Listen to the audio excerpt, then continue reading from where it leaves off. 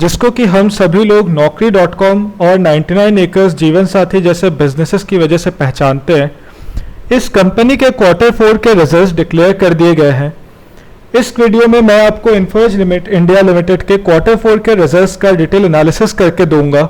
आपको उनके quarter on quarter performance का कंपैरिजन भी प्रोवाइड करूंगा। इसके अलावा इनका फाइनेंशियल ईयर 2019-20 में किस टाइप का परफॉर्मेंस रहा ये भी मैं आपको बताऊंगा। दोस्तों, इसके अलावा इन्फोएज इंडिया की जो मैनेजमेंट है उन्होंने कोविड-19 पैंडेमिक के बिजनेस इंपैक्ट को लेके क्या बताया ये भी मैं आपको इस वीडियो में बताऊंगा। एंड इन्फोएज इंडिया लिमिटेड के मैनेजमेंट का इस बिजनेस के फ्यूचर आउटलुक कैसा है लगता है उन्हें, ये भी मैं आपको इस वीडियो में डिटेल्स में बताऊंगा। तो दोस्तों, इससे पहले कि मैं इस वीडियो की शुरुआत करूं, मैं आप सबसे निवेदन करना चाहता हूं कि अगर आप लोगों को मेरे चैनल का कंटेंट पसंद आता है, मेरे वीडियोस पसंद आते हैं, तो प्लीज़ मेरे चैनल को सब्सक्राइब कीजिएगा और इस वीडियो को लाइक ज़रूर कीजिएगा और अपने दोस्तों के साथ भी शेयर कीजिएगा। आप लोग जब ऐसा करते हैं दोस्तों तो मुझे बहुत इंकरेजमेंट मिलती है कि मैं अपना काम आगे भी कंटिन्यू करता रहूँ। आइए दोस्तों, अब इस वीडियो की शुरुआत करते हैं।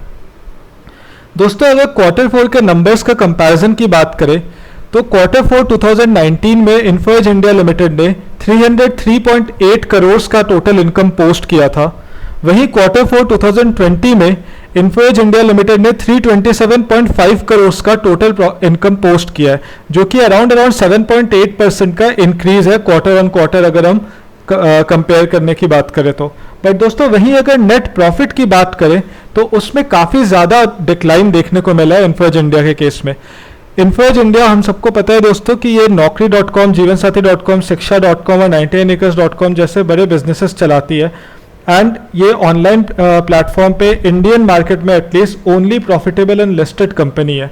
तो दोस्तों, इनके प्रॉफिट्स पिछले साल चौथी तिमाही यानी कि जनवरी टू मार्च वाले क्वार्टर में जहां इन्होंने 325.2 करोड़ का प्रॉफिट पोस्ट किया था, वहीं इस साल 63% के डिक्लाइन के साथ ओनली 119 करोड़ का प्रॉफिट ही पोस्ट कर पाए हैं। दोस्तों, अगर ईयर ऑन ईयर नंबर्स और परफॉर्मेंस का कंपैरिजन देखें तो जो नेट सेल्स है दोस्तों यानी कि जो रेवेन्यू है वो अराउंड 15.9% के इंक्रीज आई है उसमें पिछले साल के मुकाबले। एंड नेट रेवेन्यू इन्होंने इस साल 1272 करोड़ रुपए का रजिस्टर किया है। टोटल इनकम में भी अराउंड दोस्तों 12.5% का ग्रोथ इनको देखने को मिला है इस फाइनेंशियल ईयर में। एंड टोटल इनकम इन्होंने 1360.3 करोड़ रुपए का रजिस्टर किया है।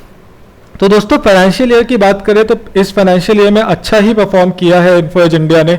हम सबको पता है कि इन्फोएज इंडिया का जो बिजनेस है दोस्तों वो बेसिकली रिक्रूटमेंट डोमेन है Naukri.com and real estate domain है आपका 99 एकर्स।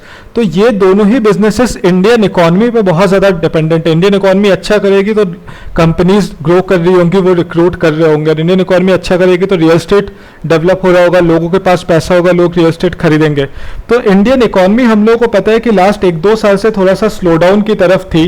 एंड इसी वजह से इन्फोएज इंडिया का जो बिजनेस है वो भी थोड़ा तो स्लो डाउन शो कर रहा है, पर स्टिल परफॉर्मेंस इन्होंने बुरी कहीं से भी नहीं रजिस्टर की है। इस साल भी ग्रोथ इन्होंने अच्छा खासा शो किया है हमें।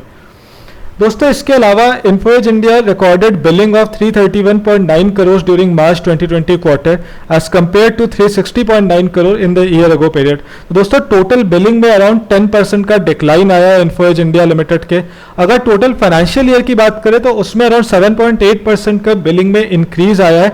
इस साल इन्होंने 1268.7 करोड़ का टोटल बिलिंग रजिस्टर किया है। दोस्तों, Info Edge India standalone revenue saw a steady improvement of around 10% year on year. Against the backdrop of a slowing economy, the growth in its recruitment business of about 11.2% year on year was also along expected lines. But the company which runs the portal Naukri.com among others struggled for growth in the real estate segment with segment revenues growth of about 3.6% year on year. तो दोस्तों, इनका जो recruitment business है उसमें around 11% का year on year growth देखने को मिला है पिछले फाइनेंशियल ईयर में।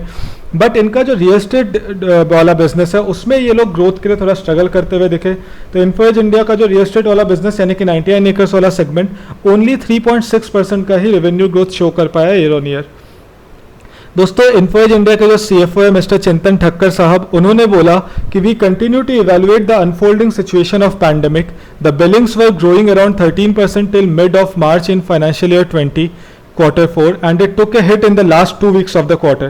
तो दोस्तों, कोरोना वायरस की वजह से जैसे जैसे इंडिया में लॉकडाउन की नौबत आ गई एंड उससे पहले ही लोग थोड़ा बहुत कॉशियस हो गए थे अपने एक्सपेंडिचर एंड एवरीथिंग को लेके।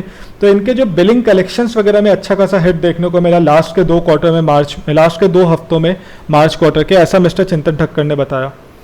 दोस्तों इसके अलावा कंपनी के बोर्ड ऑफ डायरेक्टर्स ने अप्रूव किया है QIP के थ्रू 1875 करोड़ रुपए का फंड रेज करने का। तो ये लोग अपने कुछ इंस्टीट्यूशनल इन्वेस्टर्स के थ्रू इक्विटी शेयर बेच के 1875 करोड़ रुपए कैपिटल रेज करेंगे, ताकि उसके थ्रू ये जो एक खराब सा टाइम चल रहा है कोरोना वायरस पैंडेमिक की वजह से, वो वाला टाइम ओवरसी कर सके। तो दोस्तों आइए अब जान लेते हैं कि इस कंपनी का लॉन्ग टर्म इन्वेस्टमेंट के हिसाब से किस टाइप का नजरिया होना चाहिए।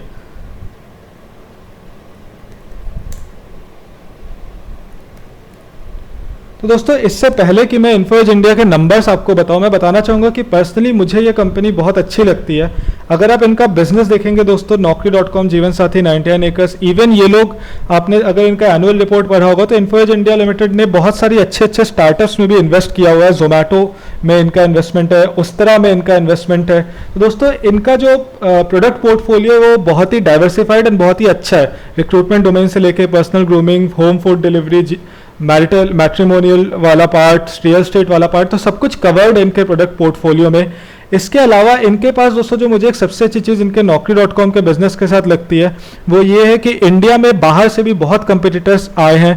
मॉन्स्टर आया, लिंक्डइन आया, इंडीड जॉब्स आया, बट Naukri.com के पास इतना अच्छा यूज़र बेस है कि उसकी वजह से एक नेटवर्क इफेक्ट है इस Naukri.com बिजनेस के पास।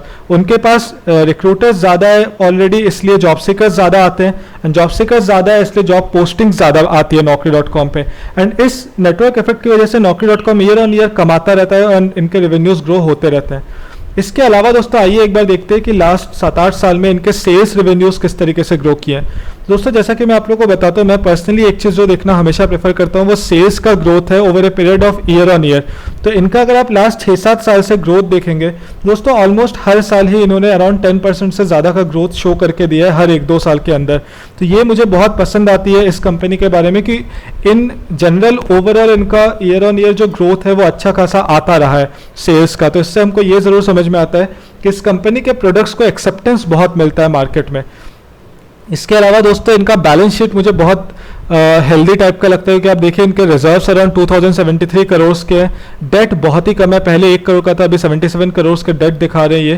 तो डेट वगैरह बहुत कम है। इनका जो कैश फ्लो होता है ऑपरेटिंग एक्टिविटी से वो भी बहुत हेल्दी धीरे धीरे ग्रो करता रहा है। अभी 276 करोड़ का 2019 में इन्होंने ऑपरेटिंग एक्टिविटी से कैश फ्लो रजिस्टर किया था। तो पर्सनली मुझे ये कंपनी पसंद है, मुझे लॉन्ग टर्म इन्वेस्टमेंट के लिए ये कंपनी बहुत अच्छी लगती है। दोस्तों आप सब लोग मेरे वीडियोस पे कमेंट करके मुझसे टारगेट प्राइस पूछते हैं या फिर रिकमेंडेशन पूछते हैं स्टॉक्स के लिए।